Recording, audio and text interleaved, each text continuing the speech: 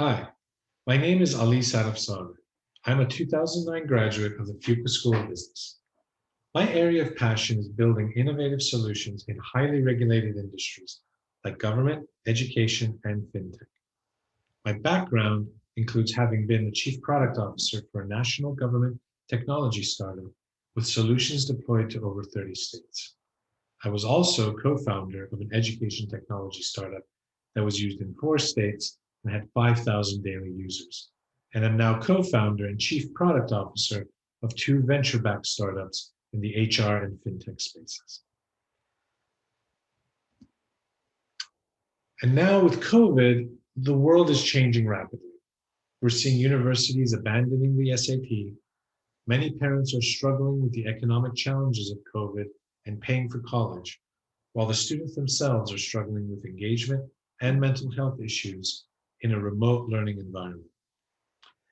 If there's no SAT, how do schools effectively assess and differentiate candidates? Just like Zoom became a household name, digital portfolios, credentialing, and badging will get a new life. As the cost of education skyrockets, you'll start to see alternative funding platforms, micro-credentialing, and code academies grow in demand. And as remote learning becomes the new norm, new issues will emerge around student engagement, assessment, and mental health tools to meet new challenges that never existed before. What did my personal product journey look like? Well, my Edtech startup was a digital portfolio that captured the 360 degrees of learning in a student's life and connected that learning to state and employer standards in real time. Many of our students called it the Instagram for their learning because they could document their learning experiences as easy as posting a picture to Instagram while also following the learning portfolios of fellow students, teachers, employers, and organizations. More importantly, it allowed for unique learning modalities to be given equal value to their peers, often demonstrating amazing skills that would have otherwise gone unnoticed in a traditional educational environment.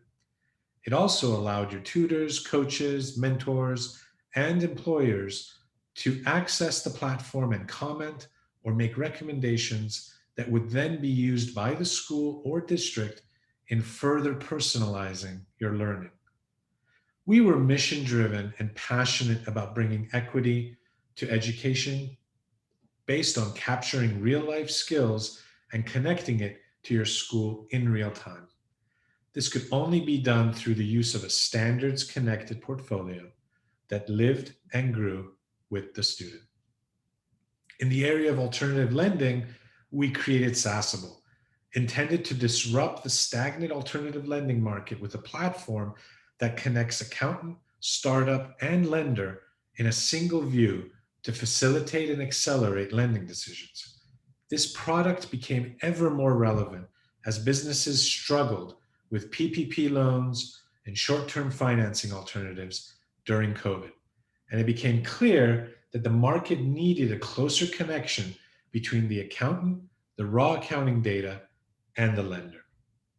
And my most recent startup, DueCourse, delivers micro-learning opportunities to HR and professional learning teams, currently beta testing with multiple national law firms. More importantly, this product was a direct result of the need to better manage HR training and communication for organizations struggling with the transition to distributed and remote teams.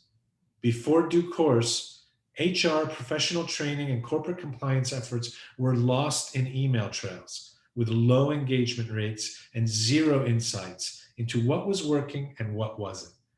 But as teams go remote and the safety and security of the physical workspace is lost, the need to better communicate and keep track of compliance, training, and other risk mitigation efforts becomes one of the most important parts of a company's post-COVID business model. With DueCourse, the HR and PDL teams get their own app to manage content and communication in a way that offers deep analytics into the who and what of employee engagement.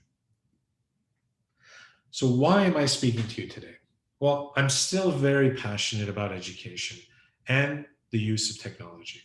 And with COVID, we're seeing a lot of changes to business processes that previously stood as a barrier to both the adoption and access of technology solutions to users.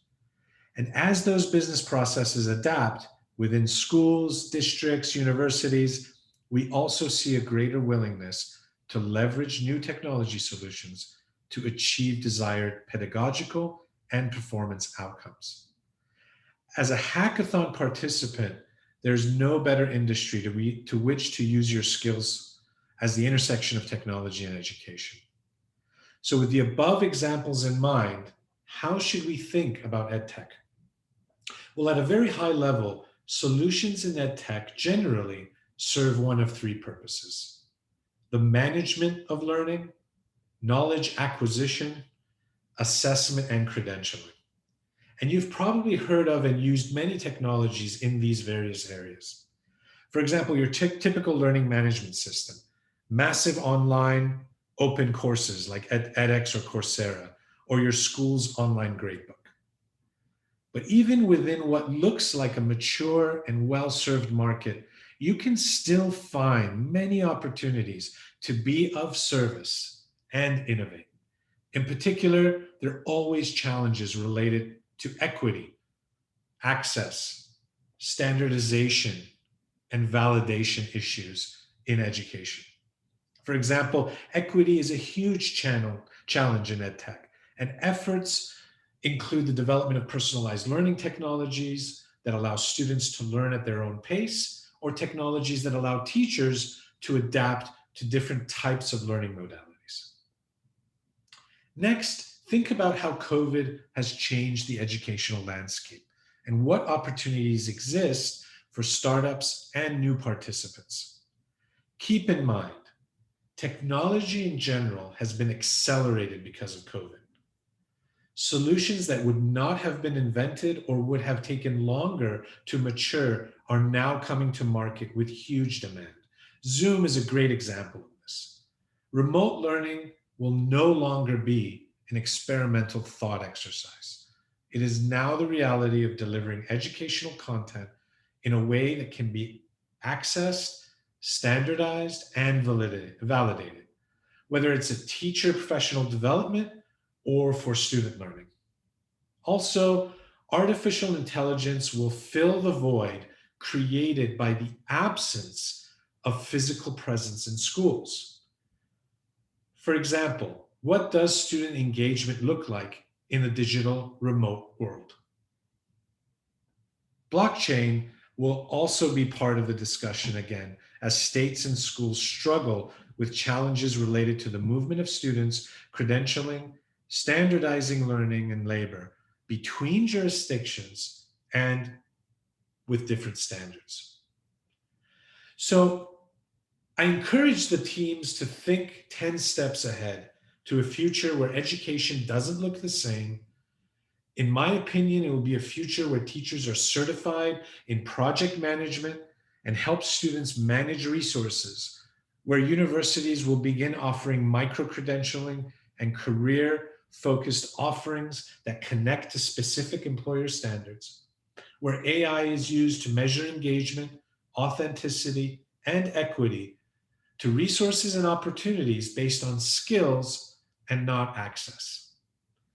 Hopefully, this overview has been helpful as you consider your own efforts to be impactful in a post-COVID world. Thank you.